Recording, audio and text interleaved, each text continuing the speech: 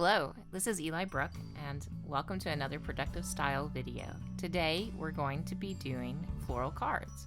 For these, I'm using a set of artist tiles, as well as Gonzai paint, and just a simple little palette. A variety of brushes, flat and round primarily, and then of course, just some of the accessories, paper towels and water that you'll use for watercolor painting. These cards are sort of thin cardstock, watercolor kind of texture, and they make great little practice paintings. They can be dropped into a greeting card or maybe laminated as a coaster. There's lots of different things you can do with these, but they're just great fun practice pieces. For the first card, I'm going to be doing purple florals. So I'm using a medium-sized round brush just to outline kind of a primary larger flower. This type of media is going to be a bit smaller than what I'm used to, so I'm going to be doing a variety of sizes of flowers, but keeping them all pretty small. To make the petals and the leaves on this rose, I'm going to be adding sort of a plum purple in the middle and then darkening out into more of a true violet around the edges. The good thing about this is you can keep layering on paint until you're happy with the result. I love the mixture of these two purple colors. It makes such a nice painting. Next up, we'll be adding some leaves. So just doing some quick outlines, filling with very diluted paint with water. That way you can get a lot of variety in the leaf shape, and then just let the paint flow where it wants to go. On the second leaf, I tried a little bit more diluted paint and then added some just to darken it. And then on the third, I darkened the tip of the leaf. You can play around with different leaf shapes. We're going to be doing several of these on the cards, and just use them to fill in gaps where you have white space. So this is going to be a mixture of different flowers and leaves, but first I'm going to just do a basic set around this initial rose. Next up, I'm going to be giving it just a touch of time to dry. Next up, I'm blending out and blending a little bit of the purple with some black, just adding some texture to those leaves, maybe like a little bit of reflection of the flower. And then I'm going to be adding the next flower. This one is going to be sort of just a simple little garden flower, a few different petals and a couple layers of petals. And with these, you can kind of be abstract with the flowers. So you could think of this as a number of different things, maybe some kind of a begonia or just little pansy, whatever you'd like to make it. I mixed a little bit more purple with the green to give a grayish green for this flower's leaves. And I'm filling in again with just a wash of color and then adding in some darkness and letting that just flow on the paper. So as I go, I'm going to be adding just some cute little flower buds down at the bottom in that plum shade with those gray-green leaves. Just you can see, just adding on layers of color. And you can keep coming back after this is dry and adding more layers. If you want the color to flow, you will want to go ahead and add the color while the paper is still wet. If you want the color to be more of a harsh wine, then wait until the leaf dries and then add another layer on top. So continuing on, just adding some of the more violet color leaves, and where the paper is dried, I'm adding in more of that dry brush technique with some dark color to give a little bit more depth to the flower. It's a great shading technique, so you just have to be patient with watercolor. If you let it, if you keep adding color while it's wet, they're just going to keep blending. So if you want that sharper edge, just wait till the paper is dry. And if you make the edge too sharp, you can add a little bit of water on top, and that just blends it out.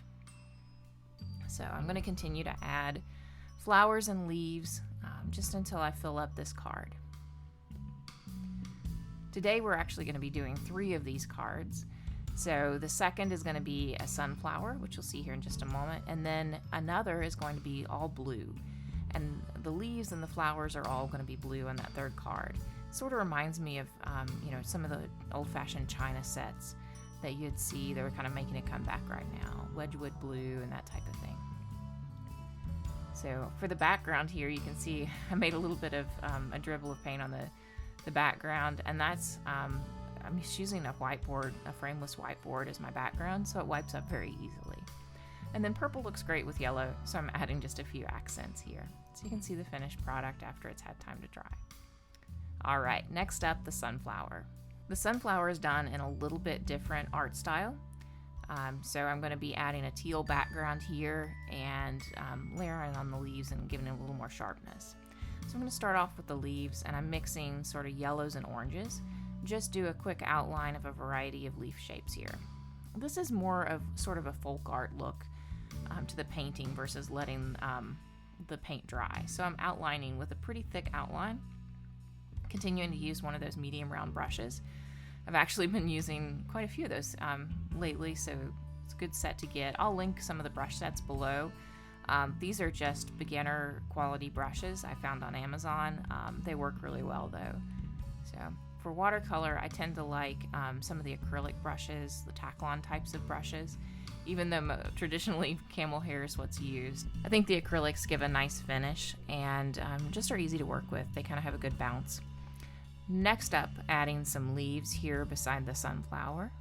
And for these, I'm going to fill in a little bit darker. I want these to be a pretty dark leaf, and just do them all around the flower. So with this card, I'm not going to fill it up completely with flowers, but instead I'm going to add some background color around. So leaving some gaps, leaving some white space. And with these, I'm going to just go in, kind of leave a little bit harsher line. The way you get that line is by having the brush a little bit more dry as you put the paint on, and then I go back in and blot with paper towel. I use paper towel quite a bit in painting. It gives a nice texture and helps get some of the water off the paper quickly. It's a great technique for impatient painters. So you can see you can go ahead and start to add more layers, and they blend a little bit, but not as much as if the paper were still wet there. So next up, I'm mixing this teal shade, just adding some periwinkle blue to my green, and I'm going to fill in and just leave gaps all around the paper as I go. I like to do this on top of paper, even though the background is easy to clean up. Still a little bit worried that some colors might stain, so I'm going to just put some scrap paper behind. It's one of my marker test sheets for the Tombos. So as I'm filling this in, kind of blend each of the areas together. You want to make sure that none of the areas dry before you connect them into the next area. That's the only critical part, or you'll get a line in your background that you may not want. But some variety of shades is good. I kind of like the look of having, you know, a marbly kind of teal on this card. So continuing to fill that in until I get all the way around the flower. Like I said, making sure they connect before they dry out. So almost done here. As we're wrapping up with the teal, you can, if you want a little bit more shading, you can make another layer behind this where some of the areas are a bit darker. And then for the center of this, we want to make sure we add, you know, those pistils and stamens after it's dry. So I use a little fan. I'll link it below as well. It works great to go ahead and quickly dry things. So I think I'm the impatient watercolor painter here. So now that that is a bit more dry, I'm going to add just some black details here for that center of the flower. And you can keep going on this if you want more definition on those lines. Just wait till it dries and go over with another darker coat. Less water, thicker paint. And so I'm also going to go ahead and add some detail now that these petals have dried. Just a little bit more, kind of the lines you might picture on the painting. So continue to do that with the leaves as well. Just love how watercolor flows together. So I hope you're enjoying these.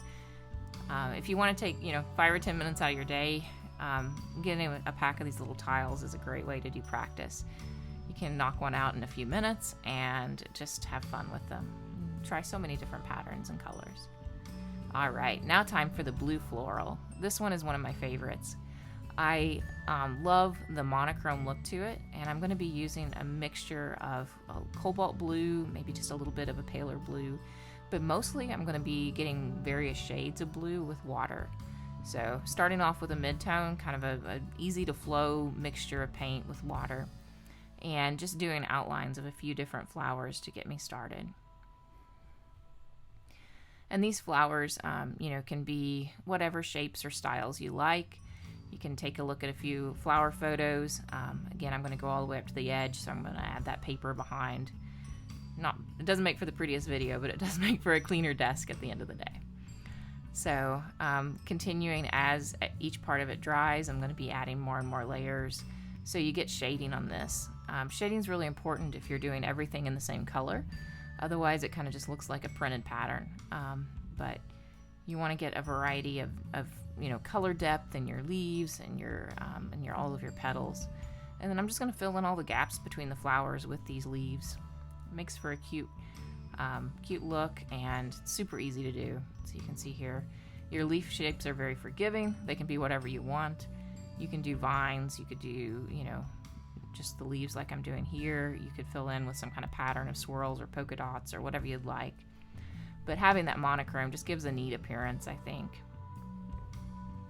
So continuing on here, I'm just going to keep adding layers and leaves and a little more color. So adding just a bit more of the paint. This time I'm adding a bit of an ultramarine blue that complements that cobalt really well, and giving the leaf texture. One quick way to do leaves with texture is to just kind of divide them in half and do a darker color on wherever you think the shadow might be. And you can come back and blend it out, or you can leave that kind of sharper line if you'd like. So it just makes a nice kind of depth to the painting, and that's what you really want. So I'm going to add just a few little details and different blues, and you can blot them out to make them blurry. And here's the final product. So just a nice watery blue painting. So I hope you enjoyed this video. Hope you take time out of your day to be creative. Thank you so much for joining. If you like this video, please take time to click like and subscribe so you don't miss out on the next one. I can't wait to share with you some more paintings through the rest of the month, as well as bullet journal spreads every Thursday. Thanks so much. Bye.